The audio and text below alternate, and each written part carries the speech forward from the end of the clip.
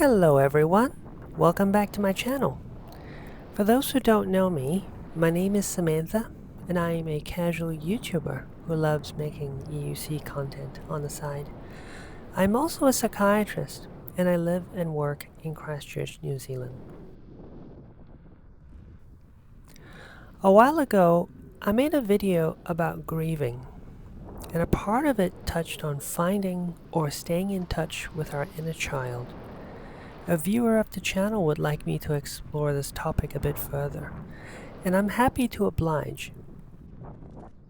As always, I'd like to start with a disclaimer. Although I am a psychiatrist, I am not your psychiatrist, so the words I say may or may not apply to you. Therefore, please think critically of what I'm about to say and feel free to disagree when necessary. I can only speak from what I know, and what I know is based on my training and clinical experience. Right now, I'm on my way to meet up with a friend who is also a fellow psychiatrist at a cafe to discuss work-related matters. In this video, I'm going to attempt to answer 3 questions. Number 1, what is this so-called inner child, and does it actually exist? Number 2, assuming that it exists, what happens if we neglect our inner child? And number 3, what can we do to connect with and nurture our inner child? And after that, I will summarize everything into a neat little lunchbox for you to take away so you can consume that as food for thought.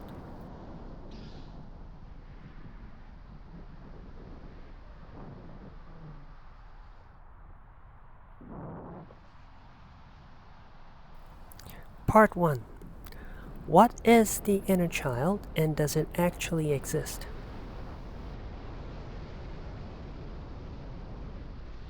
Now, to answer this question, we need to dive briefly into the history of childhood. Believe it or not, our concept of children or childhood is a fairly modern invention. For most of human history, societies did not regard childhood as a distinct phase of life. Driven mostly by economic factors, people were generally divided into those who could and could not work. For example, an infant who still requires breastfeeding is not appropriate farm labor, but this all changes when he is 5 years old and is now able to pick up a pitchfork. Before the 17th century, children were treated like little adults, and therefore we must imagine that people who lived during that time did not have a concept of an inner child, so to speak, because they were expected to behave like little adults from a young age. However, our notion of childhood began to evolve during the Enlightenment era, around the late 17th and early 18th century. The famous philosopher Jean-Jacques Rousseau described childhood as a distinct phase in one's life that ought to be free from the hardships of adulthood. He pleaded, "Why rob these innocents of the joys which pass so quickly?" Rousseau used childhood as an allegory of innocence, although his views were probably influenced by religion at the time as well.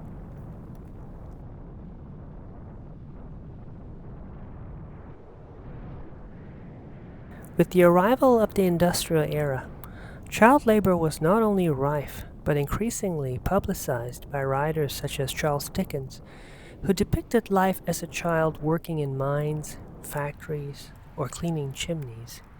This led to major reforms in children's rights under the law to protect them from exploitation. And while Europe spearheaded this movement, the rest of the world was still putting children to work.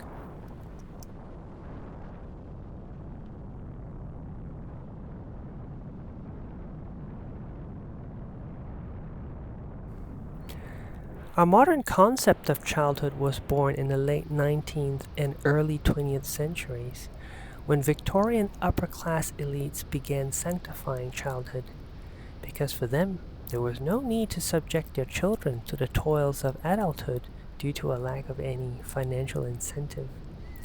Most working class families were still sending their children to work at that time, but this changed when compulsory education for children rolled out across Europe, thus freeing them from adult labor and the risks associated with it.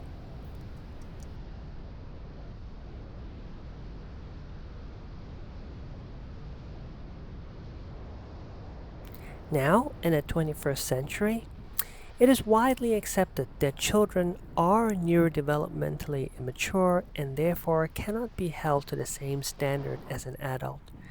They are expected to be cared for and free from any adult responsibilities, though this is still driven to some degree by economic factors. Generally speaking, the more well off your parents are, the longer you can extend your childhood, even long after the brain has fully matured. This is not the case for those born into poverty, war, or famine. Therefore, to be able to discuss the topic of an inner child already carries a degree of privilege.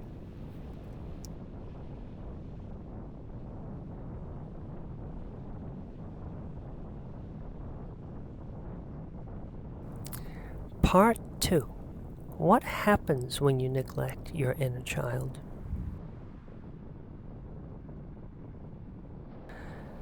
Therapists often encourage their patients to bring out their inner child during therapy, except it is not a simple task when they have spent decades mastering the art of suppressing it. In the absence of any intellectual impairment, children learn quickly how to pander to their parents to secure a steady supply of resources. For example, if displaying anger or neediness causes their parents to distance themselves, the child quickly learns to suppress it to elicit a different response.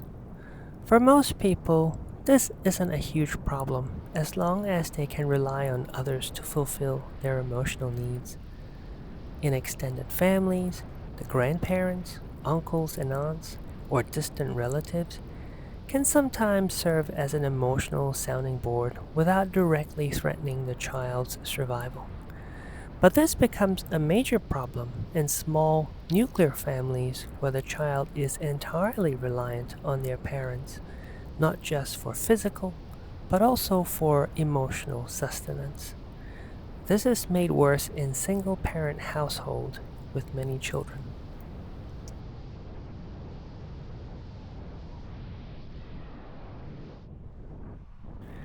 When children are forced to ignore their emotional needs and to quote unquote grow up quickly, there is a good chance they will end up emotionally stunted.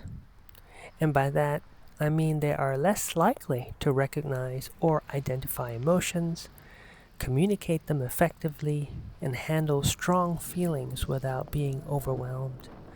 They might abuse alcohol, become violent, pursue fruitless relationships, burn themselves out at work, people please to their own detriment, become overly cautious or reckless, or find themselves in a depressive spiral despite living what society calls a good life. They often feel out of control, as though being driven by an invisible force they couldn't understand. These are all potential clues of a neglected inner child.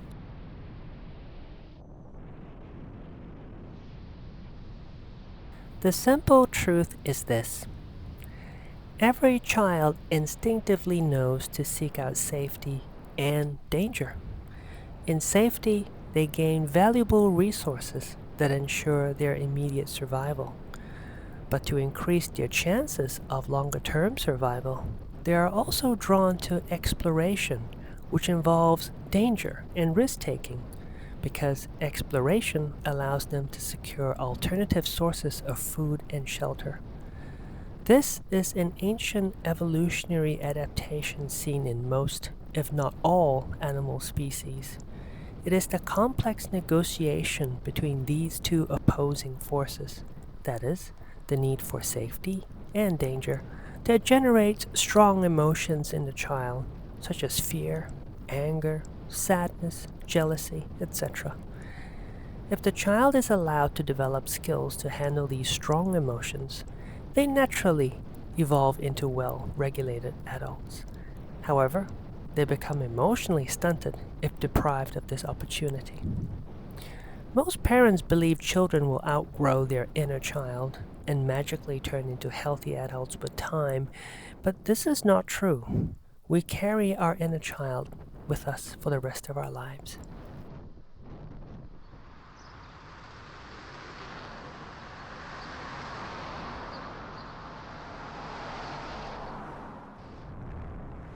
For me, I ride the unicycle to satisfy my need for risk taking. Without it, I might compensate by taking risks elsewhere, such as with my patients, my relationships, or even my finances, all of which are not ideal. Having a hobby like making plastic EUCs also satisfies my need for safety because I feel familiar and in control when working with plastic. Without it, I may burn myself out dealing with very ill patients because being a doctor is a risky job.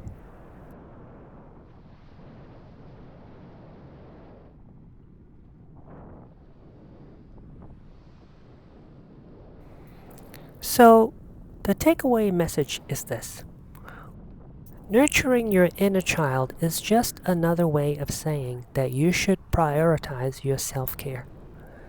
Do something that feels risky and exciting, and balance that with something that makes you feel calm and in control. Neglect your inner child, and your adult self will compensate in strange and incomprehensible ways. For example, neglect your need for safety, and you will turn into a neurotic mess that is paranoid and controlling. Neglect your need for risk taking, and you will turn to excessively dangerous and reckless behaviors.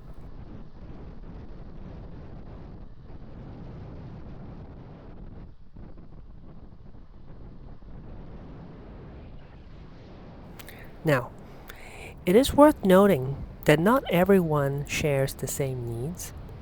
Some are born with a greater thirst for adventure, while others are more conservative. Society also plays a strong role in regulating these opposing drives. It criminalizes activities that are too dangerous and commits the paranoid and fearful to psychiatric institutions. You should be fine as long as you satisfy your inner child without causing harm to yourself or others.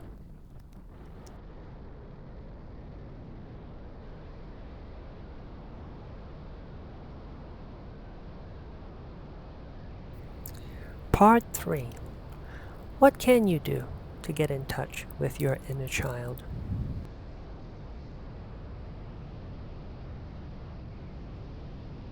Most well-adjusted people are already in touch with their inner child and nurture it regularly, even though they may not know it or label it as such. Through my clinical experience, I learned that people suffer not due to a lack of an inner child, but rather their reluctance to nurture it. The reasons usually range from practical concerns such as not having enough time or money to something deeper such as feeling undeserving of love. Most people respond to a gentle nudge from me to prioritize their mental health, but some might benefit from seeing a therapist.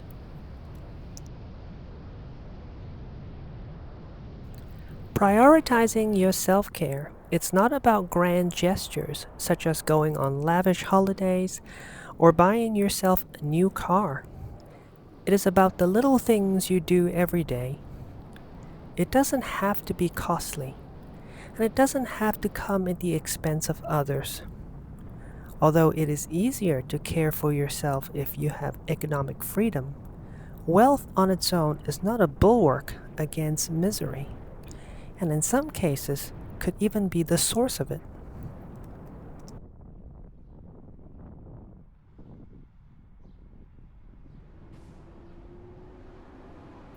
Having a healthy relationship with money is important in fostering a sense of safety and security. and so is establishing and maintaining good boundaries with people. Perhaps I will expand more on this in another video.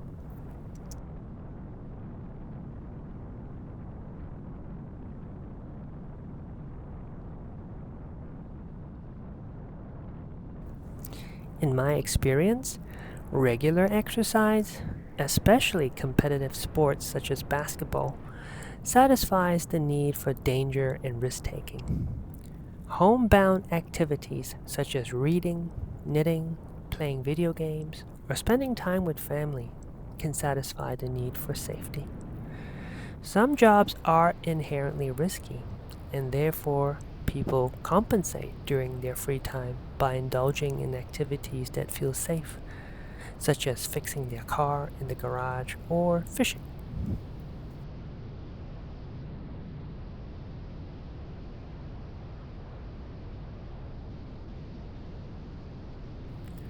But as a little gesture, I am giving you permission to have some ice cream today. This is a small and relatively safe recommendation to make, and as far as I know, every adult feels like a kid again when having ice cream.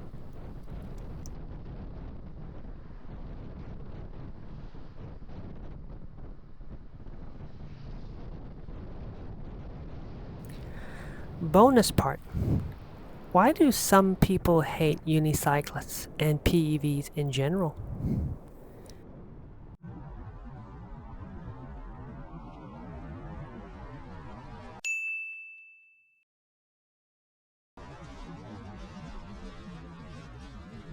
It is thought that hate comes from people who don't understand what we do, and anything unfamiliar tends to generate fear and suspicion.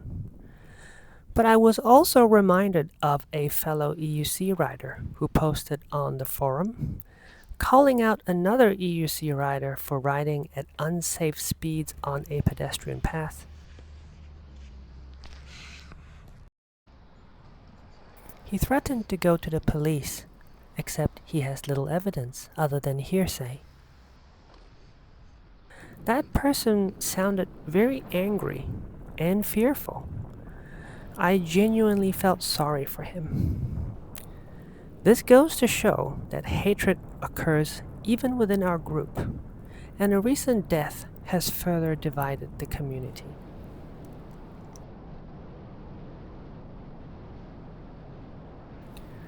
I suspect some of us ride for the adventure and enjoy skirting the rules a bit, while others do it exactly because they love adhering to rules.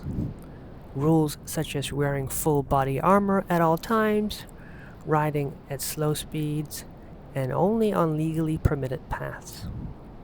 For the former, riding satisfies a need for excitement and danger. For the latter, riding with rules makes them feel safe. As a rider and as a community, it is the complex negotiation between these two opposing forces that ultimately leads to maturation, albeit through many painful reflections. The hostility we receive reflects the friction generated from this negotiation. Hopefully, we will one day mature into well-adjusted EUC riders while a parallel process unfolds with society as well. That is, we don't become overly cautious that we kill the fun of living, but not too reckless that we kill ourselves altogether.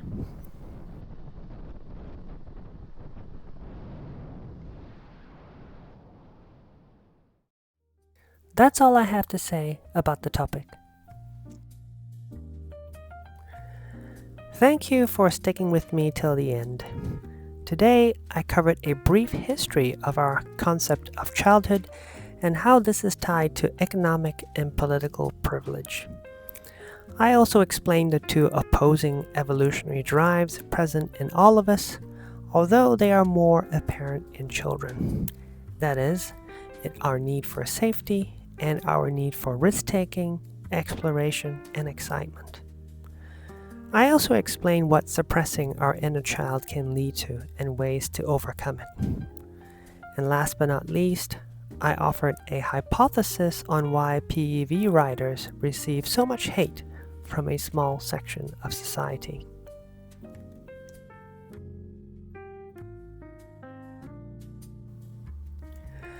I hope you enjoyed watching this video. Please leave your thoughts and questions in the comments. I'd love to bring you more mental health topics in the future, specifically related to EUC riding, if possible. I don't have explosive content to share, but I think we can all agree that the EUC scene is explosive enough as it is. Ride safe and take care of yourself. Bye.